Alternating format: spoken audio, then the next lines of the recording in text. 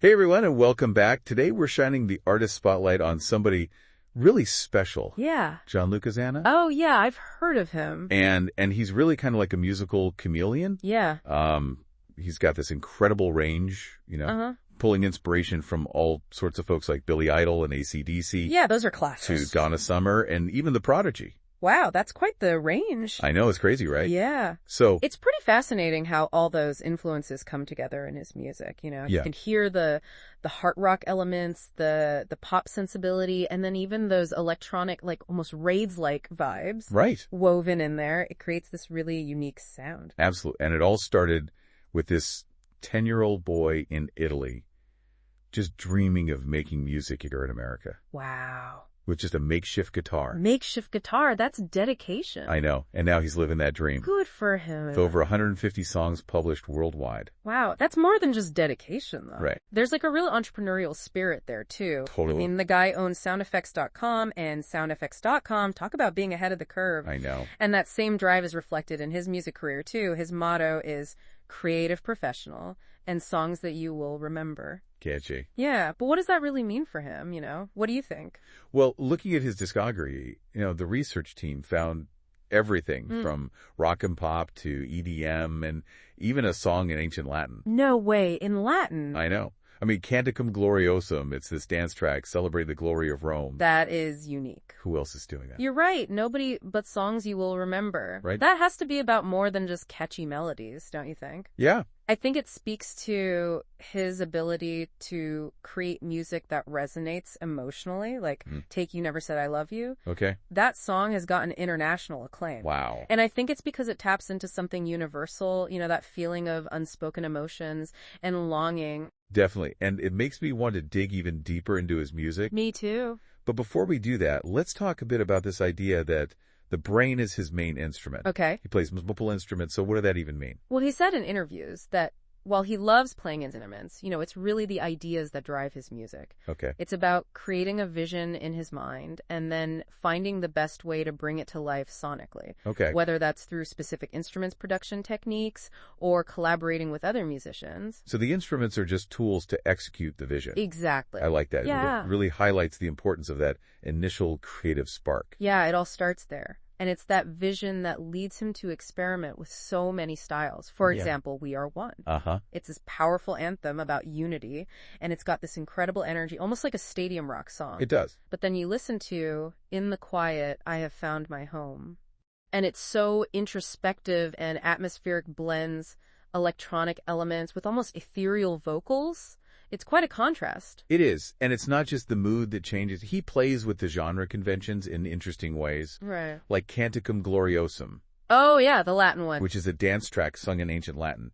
It's catchy, but what are the challenges of blending something so traditional with EDM? It's a tough balance. You want to honor the source material, the Latin text and the history, but you also don't want it to sound like a stuffy museum piece. Right. And I think Zanna's success with Canticum Gloriosum comes from his ability to create a soundscape that feels both ancient and modern. Interesting. The driving beat and the electronic elements give it that contemporary energy, Yeah. while the Latin vocals add this layer of gravitas and mystery. I've noticed that collaborations seem to be a big part of his process. Yeah, he loves to collaborate. Several of the songs we've mentioned feature Claudette Lyons. She's great. And he's also been working with former Mega Records executive Claes Cornelius. Wow. What do you think draws him to working with other artists? I think collaboration can bring fresh perspectives and push an artist outside their comfort zone. Okay. In the case of Claudette Lyons, her voice adds a beautiful warmth and a soulful quality to his music. Yeah. And working with someone like Claes Cornelius, who has decades of experience in the music industry, Right. could provide valuable guidance in navigating the business side of things. Yeah. It's interesting to see how those partnerships have shaped his recent success. Definitely. That 2024 Greatest Hits album is a testament to how much his music has resonated with people. It really is. And then there's his work on film soundtracks. Oh, wow, yeah. Which is a whole other creative avenue. Totally different. I mean, composing music for films like Encounter and Never Look Back 2. Intense. Must require a different approach. Absolutely. With film scoring, you're essentially creating a sonic landscape that supports the visual storytelling. Mm-hmm. It's about creating moods and emotions that align with the characters and the plot. I see. And based on those film titles, it sounds like he's drawn to projects with a darker, more intense feel. Speaking of creating worlds, he's also got this action-love music comic called The Adventures of Mr. Zanna. Really? I admit that title left me a bit confused. What exactly is an action-love music comic? That sounds like a fusion of genres, which seems to be his specialty. It does. I haven't had a chance to read it myself. Okay. But my guess is it combines elements of action, adventure, romance, and music.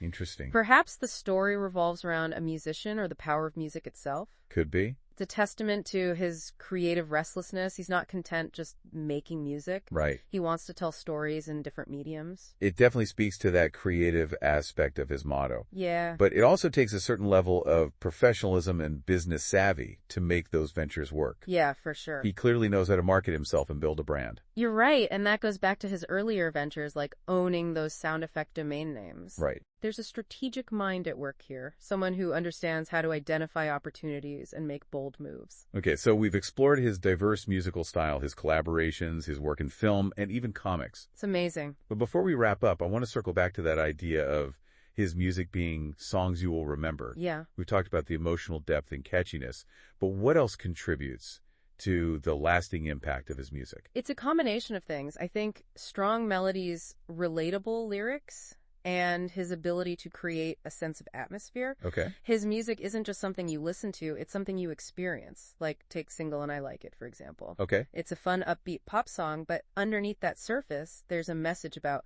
self-love and embracing your independence. That's a great point. It's like there's always something deeper to uncover, whether it's a message about unity and we are one, or finding peace in the quiet, I have found my home. And even when he's exploring those deeper themes, his music never feels heavy or preachy. Exactly. There's a lightness of touch, even when he's dealing with complex emotions. And I think that's what makes his music so appealing to a wide audience. It's like he manages to strike that perfect balance between being accessible and artistic. Yeah. You can tap your foot along to the beat, but you can also get lost in the layers of sound and meaning. And that's a testament to his skill as a songwriter and producer. He understands how to craft music that works on multiple levels. It's catchy, but it's also intelligent and thought-provoking. So for anyone listening who hasn't experienced Gianluca Zanna's music yet, Yeah. I highly encourage you to check him out.